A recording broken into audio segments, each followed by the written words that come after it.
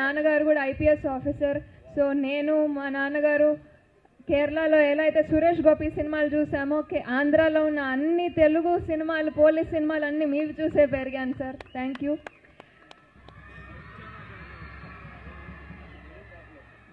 ఇంకా వేదిక మీద ఉన్న మహంతేష్ గారికి, దీపికా గారిని ఇంతగా స్పాన్సర్ చేసి ఆయనకున్న ఇబ్బందిని కూడా చూసుకోకుండా ఆయన లాంటి వాళ్ళకి ఆయన ఇచ్చే ప్రోత్సాహాన్ని అంతా ఇంత కాదు.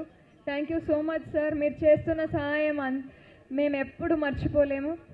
ఆ తర్వాత సత్యసాయి జిల్లా కలెక్టర్ శ్యాంప్రసాద్ గారికి, ఎస్పీ సతీష్ కుమార్ గారికి, వేదిక మీద ఉన్న మిగతా పెద్దలందరికీ, ఇంకా మడక్సిర ప్రజలందరికీ పేరు పేరున నమస్కారాలు తెలియజేసుకుంటున్నాను.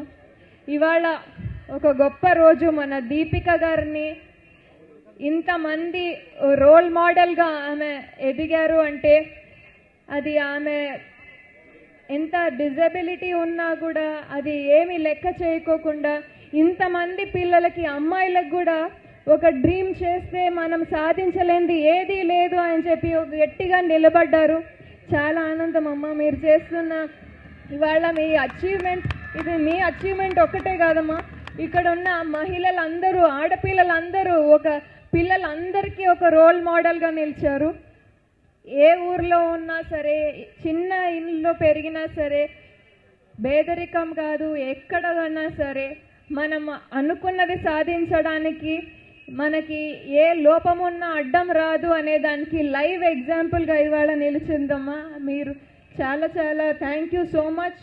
మీరు చేస్తున్న ఇవాళ మీరు ఇంకా ఎంతో హైట్స్కి ఎదగాలి. ఇంకా ఆంధ్రప్రదేశ్లో మీ పేరు ఎప్పటికీ నిలిచిపోవాలి. ఇంకా దేశంలోనే మీరు ఎప్పుడు ఒక గుర్తుండిపోయే ఒక స్టార్లా, విరాట్ కోహ్లీ అంట అమ్మాయి రోల్ మోడల్.